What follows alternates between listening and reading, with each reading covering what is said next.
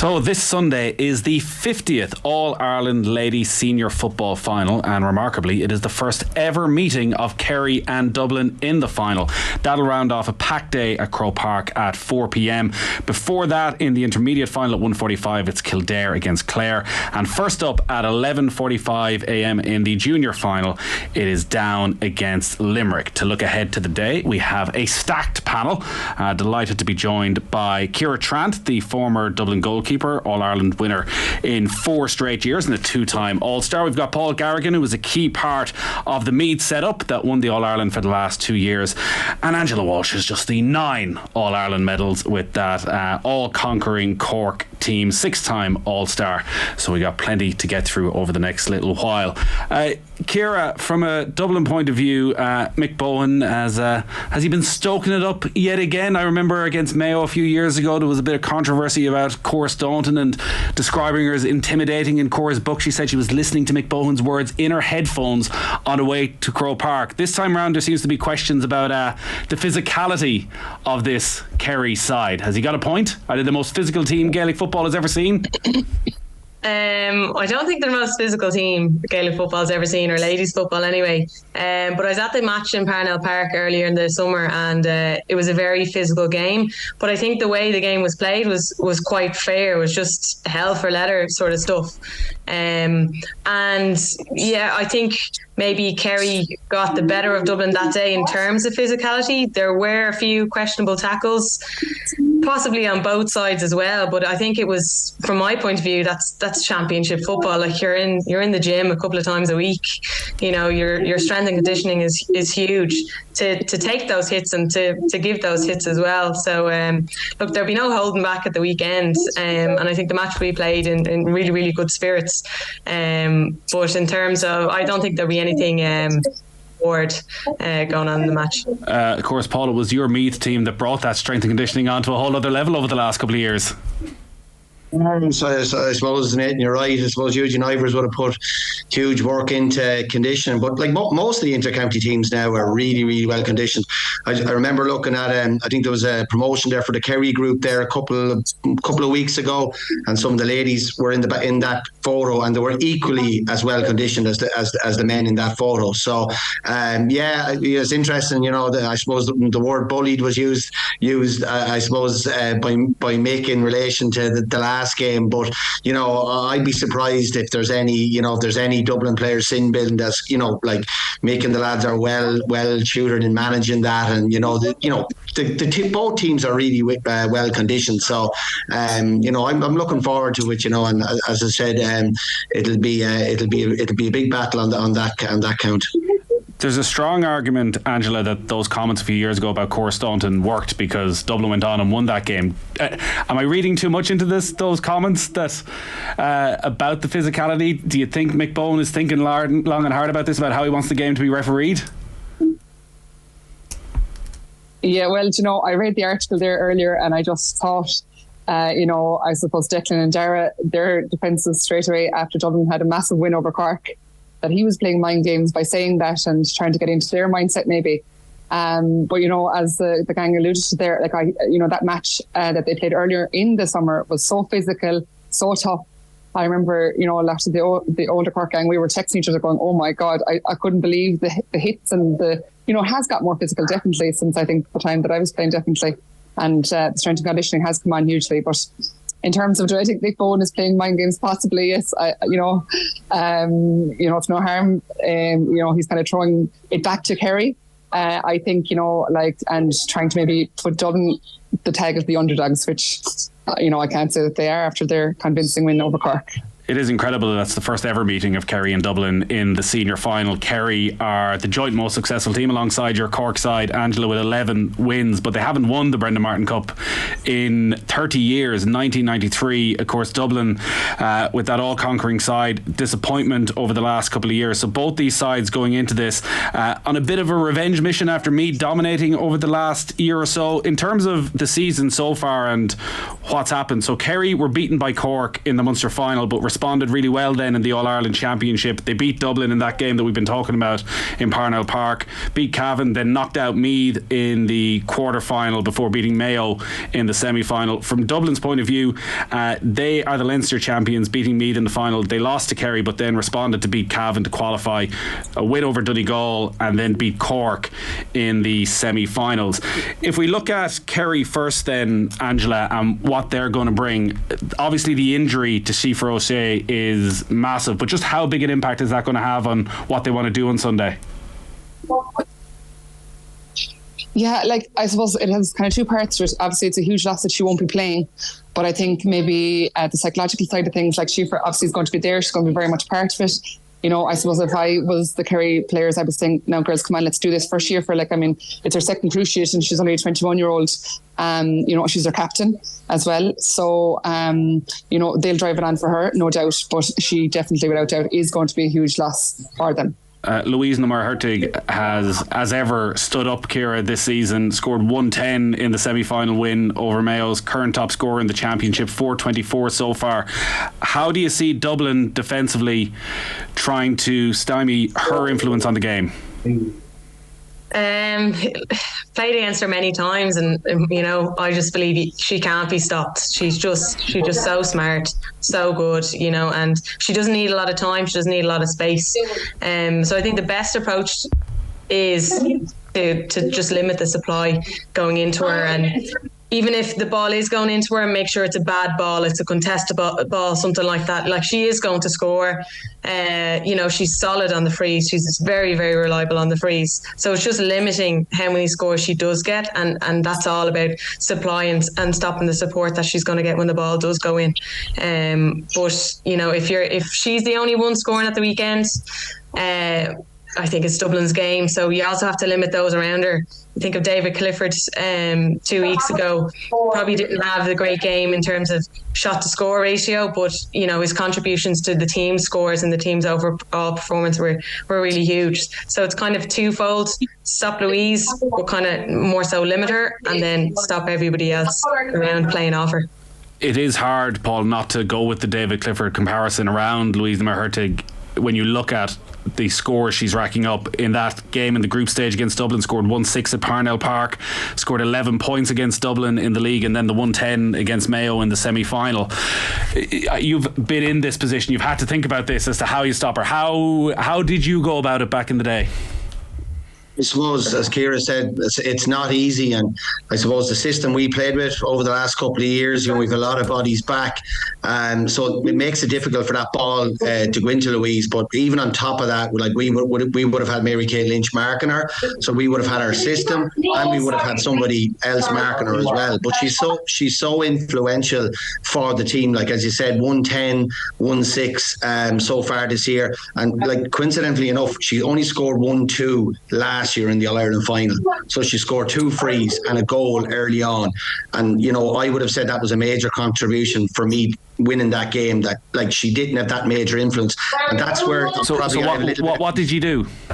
So we had our system, like if you've seen me play, we could have 12, 13 players inside the 45. So it's hard to get a ball into her. And then you obviously have someone, like she's been marked then by somebody as well. Like, so Mary Kate is following her in the scoring zone. There's lots of bodies. She has no space. So that's difficult. Like, and I'm sure Mick is very, very aware of that. Like, and someone like Leah Caffrey, you know, probably marking her. And then, you know, a lot of bodies back. You know, the space is the key for her, because as Ciara says, if she gets, you know, a foot or two on you, she'll score. Like, you know, like 110 like against Mayo was like probably one of the best performances I've seen in a long time. So, you know, like we would have really targeted kind of stopping her scoring, because, you know, when we looked at the stats in relation to the rest of the scores, and it's a little bit like that this year, you know, if Louise doesn't score, who's stepping up? Like, in fairness, Niamh Ní Chonairt and Danielle did in the league final against Galway, but up to this, not really. Ciara, when you look at Dublin's 4 in a row, the first couple of finals, Dublin racked up big scores, and there was that dour enough game against Galway that got a lot of attention, and then 110 against Cork in the 2020 final. Is it in Mick Bowen's DNA to sit back and to crowd the defence and to make it incredibly difficult for Namarhertig to have that sort of space that she craves? No, it's not ever the approach that we've taken. It's kind of always been kind of win your individual battles, and if we can get an extra body or two back to maybe double up on a player, do so then. But it's generally been about winning the individual battles and then getting support back. Mixed approach to football is very attacking. And that attacking platform starting from the back. So, if you watch the previous couple of games, you've, cornerbacks going forward and getting scores. Martha Byrne, Niamh Crowley, Niamh Donnellan as well has been getting on the score sheet as well. So defensively, putting the opposition on the back foot is a massive kind of system or process within Dublin's defensive system. So yeah, there'll be times when there's lots of bodies behind the ball, but the way Kerry play and the way Dublin focus on winning your battle, it will be very open at times. Angela, do you look at it that if Dublin can do what Meath did last year and limit her to 1-2, they win this game? Yeah, like Louise, and she's in fantastic form, I will say. I feel like, as you mentioned, Kerry haven't won the All-Ireland in 30 years and Louise has been around Kerry for a very, very long time. I feel like their appetite and their want to win is massive this year, and it has been like over the last number of years. Declan and Dara, they've been on board now for 4 years with the same group of players and they're all working towards the common goal. Obviously Dublin then, and Mick Bowen has been there, and the same, and they've had a lot of new players already this year, but I just feel that appetite is still there because Mick Bowen, I feel he drives it into them. I definitely think that it's going to be an interesting game. It should be a really good game of football, and definitely the key for me, if Dublin are to win, is to limit Louise and play as well as they did against Cork. Looking at some of the other interesting battles that'll be there, and I guess even though we know Dublin as a All-Ireland winning machine, Ciara, there's a lot of new players in this squad. Mick Bowen's been somewhat surprised that they found themselves in the final considering the transition that's been going on, but there are still plenty of experienced players there, the likes of Carla Rowan. The return of Sinead Ahern, it looked as though she was done with the inter-county game. Can you, having shared a dressing room with her for many years, talk about her importance to the squad? Oh, she's huge. Like I was only talking to someone the other day about it, saying that there was 1 year where my biggest goal for winning the All Ireland was to get Sinead Ahern up those steps, and that's the impact she had on me. Like wanting to win just to see her win, just to see her lift the cup, is huge. Like she's very softly spoken, but when she speaks, everyone's silent, everybody listens. Like her advice, her encouragement, and oftentimes her criticism is like gold dust within the dressing room. And when I was a young one looking to put pictures of Dublin players up on my wall, it was Sinead Ahern, and like to see that she's still there and she's still having that contribution to younger girls coming through now, that her name is still in lights, and rightly so. But she's so intelligent, she's so smart, and even at 34 years of age, I think it is, like she just needs a moment to have a massive impact on the game. And I can see her featuring at some stage of the weekend, but it won't be for the sake of she's still around, let's give her some game time. It's another All-Ireland final for her. She'll come on to do some damage. But yeah, she's massive, and there'll be a lot of girls there, same position I was in, looking to get another medal in her pocket.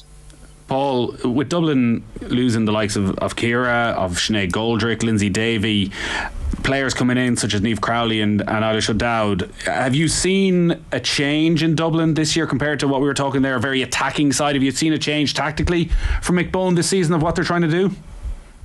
No, I think what Ciara said, like Mick has his way of playing, and I don't think it's changed much, but like I must give Dublin real credit. Like he's lost like Ciara, Siobhan McGrath, Niamh McAvoy, Nicole Owens, Lindsay Davey, Sinead Goldrick, Alwyn Carey, Niamh Collins, Siobhan Killeen, Kate McDade, Jess Tobin, they're not there now. And as Ciara said, he's brought in like Abby's in goals, unbelievable the last day. Like, and she kind of struggled, I thought, in the first few games, but like was nearly player of the match the last day. You have Niamh Donnellan, Niamh Crowley, Eilish O'Dowd, who they got from Leitrim, who is so tough, probably one of the toughest. I'm really looking forward to the midfield battle between her and the Galvin girl in the middle of the field. and then Ellen Cribben, who's come in. Like, so he's really like brought in, you know, a new batch of players, and you know they've just been getting better and better and better. And like some people would have set up around Meath, like you know when they won the Leinster final, Meath were missing a good few. Meath had 12 of the All Ireland team that won the All Ireland the previous year played that day in the Leinster final. So like you know, I haven't seen a different style, but I've seen a real improvement and a real energy and a determination. Funny, I met Mick last Christmas, and you know, I just got by him that you know there was unsettled business. Not that he had to prove it to anyone else, but he was you know, he was still on about the 2021 All Ireland. You know, and I was saying this guy is still determined on winning an All Ireland with Dublin. You know, so yeah, same style, but improving every game. Angela, what are your thoughts on the midfield then? We've Lorraine Scanlon, Louise Galvin probably going up against Eilish O'Dowd and Jennifer Dunn, the two Kerry players in their 30s. Louise Galvin, such a vastly experienced player, and then two young Dublin players coming through, and like Jennifer Dunn's performance in the semi-final was just exceptional. Yeah. Like this is a day for experience in lots of ways, but there are players on the Kerry side who've probably gone through an awful lot of hurt as well over recent years, particularly last season. Definitely. And like you know, you mentioned Lorraine and Louise there as the midfield. I mean, they were playing when I was playing, you know, and like my last year was 2014, so like the likes of Lorraine, Louise and the girls midfield, you know, they've been there for so long, and as you mentioned, 30 years is such a long time. Jennifer Dunn was amazing in the semi-final win over Cork. I just was like totally and utterly wowed by her. You know, she was brilliant, and it's going to be a very interesting midfield battle. I'd say it's going to be just non-stop. I would definitely like to see the kilometres that they cover by the end of the match on Sunday evening. And you know, Louise Galvin, you know, in fairness to her, she went from football, she played rugby sevens for a long time, she had a baby, she's now back in the Kerry midfield. Like, it's amazing. And like, you know, Paul mentioned there about Mick Bohan having unfinished business. I feel a lot of these Kerry girls have unfinished business, you know. All they would like is an All-Ireland medal in their back pockets. Yeah, it does feel from the outside looking at it, Angela, that maybe for some of these Kerry players this might be the last chance, whereas actually for a lot of these Dublin players you feel they're going to be a force for the next few years. Oh, absolutely. Like, as you know, as you mentioned there, and Paul listed out the girls that have gone from Dublin, you know, with 14 new players, like Mick Bohan has done an amazing job, like to you know, breathe them in. But like in another sense, like those young players, like I feel they've absolutely nothing to fear. And, you know, maybe that's why Dublin have found themselves in the All-Ireland final. Like, they're, you know, when they're well able to play football, they just go hell for leather. There's no holding back. They don't know what they're coming up against. Maybe they haven't played against, you know, other counties, and you know, no fear.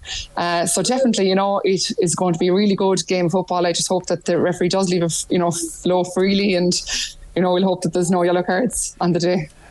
Angela, just on Cork's performances against the two of them, because, and listen, you're from Cork, so you're going to say the Munster final is still as important as ever, but they were able to put 5-14 past Kerry in that match, and obviously Dublin then beat Cork in the semi-final. Was it just that Kerry were planning the run a little bit later in the summer, or was there something in that game actually that there's a flaw in this Kerry side that actually, if Dublin can expose it, they can rack up a big score? Yeah, you know, like I suppose, like, you know, thinking back to my days, well, it was always ding-dong battles between Kerry. And, you know, some of the All-Irelands that we won, I feel it came off the back of a Munster final defeat to Kerry, you know, because it was the catalyst. It was like, oh, Jeannie, come on now. Like, and maybe that's what happened for Kerry this year when Cork beat them in the Munster final. You know, that day Cork played immensely well, definitely. And, you know, they started off really well. And I think Kerry maybe just didn't turn up for the start of that game. So maybe that was the awakening that Kerry needed back along earlier in the summer, you know. And definitely, I suppose, like Cork, I suppose, in the match against Dublin there in the semi-final, would be disappointed by their display, definitely. But I do feel Dublin really performed on the day. Like, they had a really good day at the semi-final, you know, to beat Cork by that much. And I just felt that they had a serious engine. Their fitness was amazing. Their ball handling skill was amazing. Like, they played really well. So, you know, it is hard to put two back-to-back games like that together. So, you know, hopefully that they'll bring it on Sunday now as well against Kerry, and that will be in for a good game. Ciara, it's going to be interesting looking at the goalkeepers. They have such an important role now in Gaelic football, and the kickouts are going to be absolutely vital. Two very young keepers, your replacement Abby Shields, 21 years of age, and then on the Kerry side, Ciara Butler of Castlegregory, 19 years of age. There's a big weight on both their shoulders. Yeah, there is. Like it's a key position. Obviously, I think both keepers are very, very strong shot stoppers. Like Abby's been up training. I think she was 16 when she was training with us, and she's been around the team for years. She's a couple of All-Ireland medals in her pocket as well. So she has that experience, not on the pitch, but she's been through it all. And she's grown in confidence this year. Like, to see her against Cork, the performances she had, like, just oozing with confidence, and it's great to see. And Ciara Butler as well, the same, fantastic shot stopper, pulled off some really, really good saves in their semi-final as well, and then again against Meath. For me, I think both teams will be chasing opposition kickouts massively. I think there is opportunities to hurt the opposition on their kickouts, and I think possibly that's an area where goals are going to be scored. I think in open play it's going to be quite tight. It's going to be very, very physical. But if you can nab a goal on the back of an opposition kick out and then hurt them again, maybe with an extra point or winning the follow up kick out, I think that's an opportunity, or possibly where the game-changing moments are going to come at the weekend. You were very modest, Ciara. I thought when we were talking about Abby, you'd say she'll be fine. She learned from the best. It'll all be grand. But, she's been around the block at this stage, even at 21. Paul, in terms of the pressure they'll try and put on the keepers and whether they press up, do both these sides press right up in the opposition kickouts? Yeah, I think they do, yeah. As Ciara says, that there'll be a lot of that. Be a lot of lines, 4-4-4, 3-4-4, huge amount of pressure on the kicks. The one thing I will say about the two keepers is both have the ability to kick the ball long, which some keepers don't. Like, a lot of the keepers maybe might hit the 45. Both of these keepers can kick the ball pretty long, so there could be a little bit of danger if you push too high. And with the likes of Scanlon and Gavlin around the middle of the field, like they can feel ball and win it, and you could get caught, with a lot of bodies pushed up, where we could see a turnover into a goal or something like that. So there'll be a lot of high push, and then again, depending on the situation of the game, if you're obviously chasing the game, you're going to have to push a little bit higher, and if you're not, you're going to be dropping back a little bit more. We need to take a quick break, and Angela, I know you need to run as well. Before we let you go, give us your prediction. I should have thought about this more. I think it will be a really close game. I think if Dublin can perform like they did against Cork and limit Louise, they'll win. I think I'm going to tip Dublin, yeah. Now, I think Kerry, just on the loss of Shifra, obviously, is going to be a huge blow to them. Oh, goodness, yeah, I think I'm going to tip Dublin. Just about over the fence there. Stick with us, Paul and Ciara. We do want to talk about the other two finals and chat a bit more about Dublin and Kerry as well. But Angela Walsh, thanks for joining us. We'll take a quick break. You're welcome back. We are looking forward to Sunday's All-Ireland Ladies Finals. Angela Walsh has left us, but Paul Carrigan, who was a coach with the Meath team that won the last two All-Irelands, is still on the line. And so too, four-time All-Ireland winner with Dublin, Ciara Trant. And before we look at the other two games, the referee letting the game flow, Paul, has come up on a couple of occasions. And I know every time we talk camogie, it's a constant frustration of the lack of physicality that is allowed in the game. And with the comments that we spoke about earlier about the physicality that Dublin expect this Kerry team to bring, is enough physicality been allowed in the ladies' game?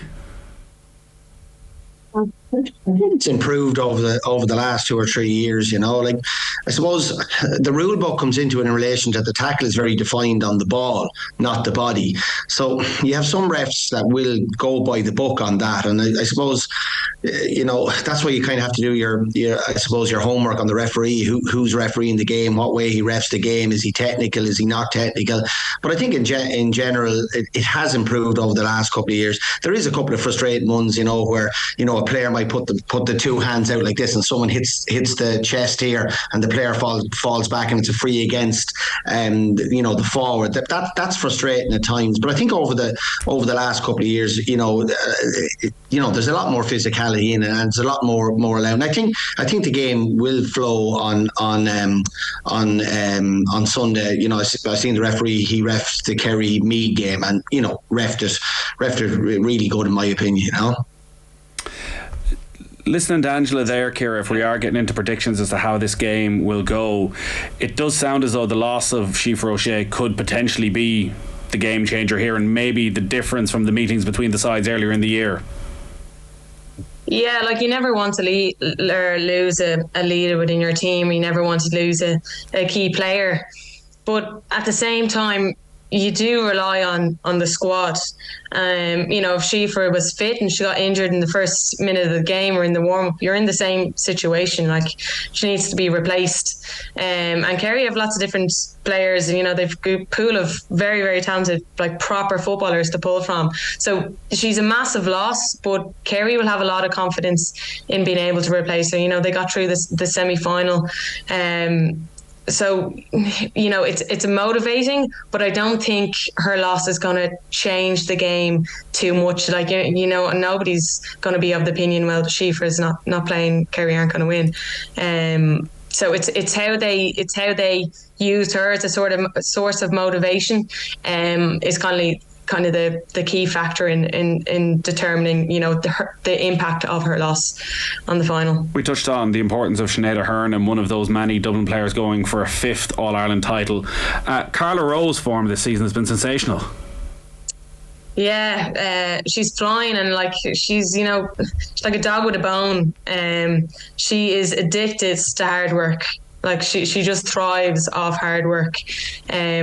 And this year and regrouping and rebuilding, it required a lot of leadership, and it was a massive challenge to a lot of the more senior girls, but Carla shouldered a lot of that, and I had plenty of conversations with her, and she kind of relished the challenge of it all, and she just gets better and better and better the bigger the challenge is.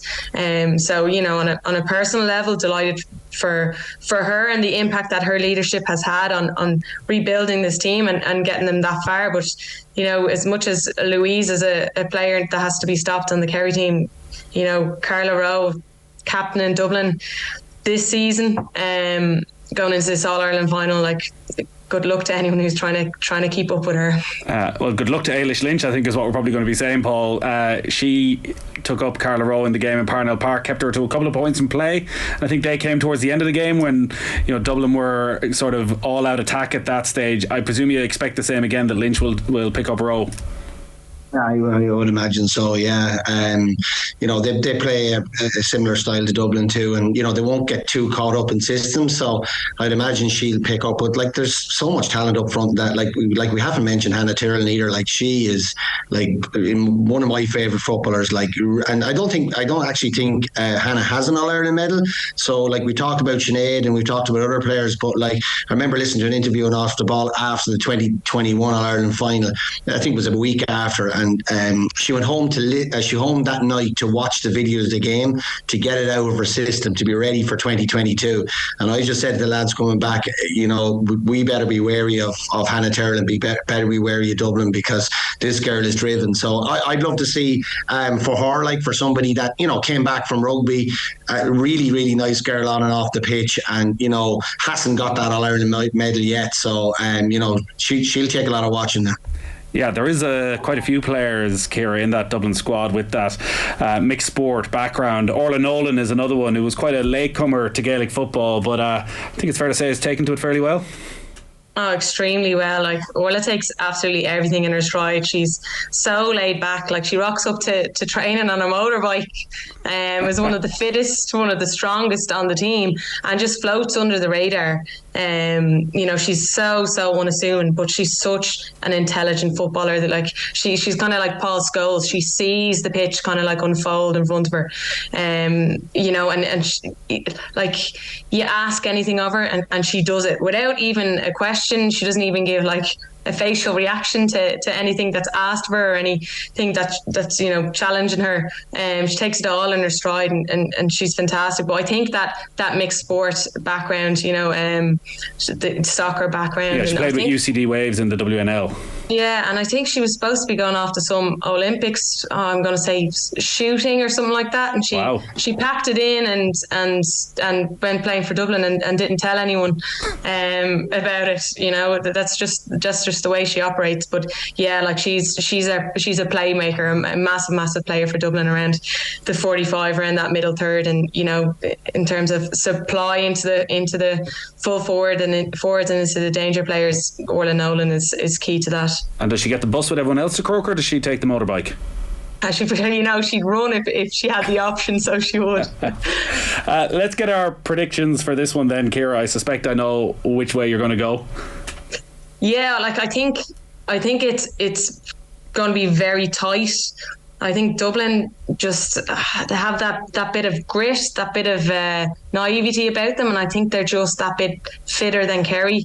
So if it's tight with 10-15 minutes to go, I can see the Dubs edging away. I think Dublin have more players to pull from in terms of a goal threat. Like, we haven't mentioned Kate Sullivan, Caoimhe O'Connor either, in terms of their contribution. So I think if it's close, Dublin definitely have the edge. But Kerry need goals. They need lots of scoreable frees to get over the line. But they're a footballing team and they can kick. So their counter attack has to be stopped as well. But yeah, I think and I hope the Dubs should have it. Yeah, you want to be able to see them on Sunday night if all goes well, and enjoy the party with them, and make sure you're on the right side of the predictions. Paul, you can be a complete neutral in this, and give us honestly what you think is going to happen. From listening to the talk around the game, it does feel as though it could be a real high quality clash. Yeah, and the betting is close as well. I think it's 1-2, 2-1 for the game, so it's quite close. It's a hard one to call. At the start of the year, I probably wouldn't have seen either team in the All Ireland final. So shows what I know. But both teams deserve to be in it. They're the best two teams, and have proven that they deserve to be in the final. It really is a hard one to call. I'm probably going to go for a draw on this one. There hasn't been a draw in the All Ireland senior final in years, it's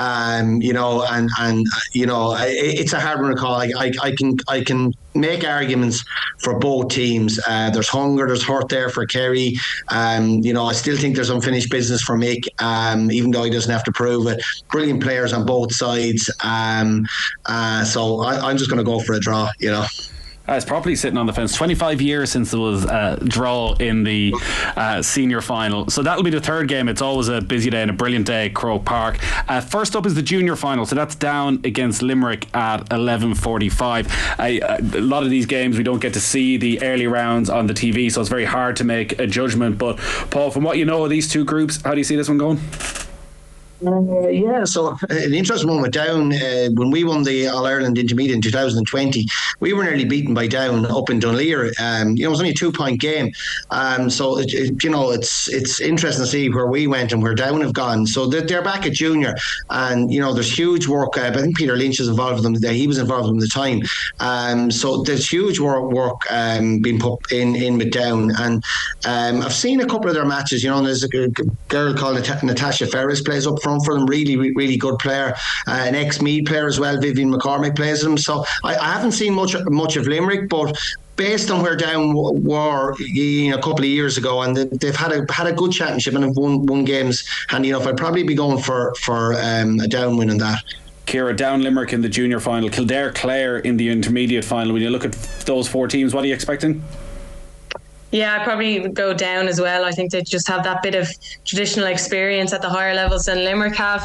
In terms of Kildare and Clare, I think it's just going to be such a defensive game. You look at Kildare's semi-final, I think it was 1-6 to 4 points or some kind of combination of that. Like, it was very low scoring. Dan O'Hara there's keeping the defensive approach to that. So I imagine the intermediate game will be quite a low scoring game, and goals will probably win that. Roisin Byrne will do a lot of damage for Kildare. But I think that game it will be too defensive to pick a winner. I just couldn't. Tune in at 3:30 is what we're getting. What are you expecting from Kildare against Clare, Paul? Similar thing, low scoring? The semi-final I watched, actually. I know a few of the Kildare girls. It was against Wexford. It was a real dogfight. I think Kildare just have too much for Clare. They've been really impressive. Now Kildare and Clare played in the league final earlier in the year, and it was close. But I still just think Kildare have better forwards than Clare. Although Clare, Fidel Mamarin, there's Laurie Ryan playing as well, so they've a good team. But I just think Kildare have too much for them. Listen, managed by a Mayo woman who knows how to win in All Ireland, so what could possibly go wrong? Paul, Ciara, brilliant stuff. Really looking forward to Sunday. Thanks for joining us.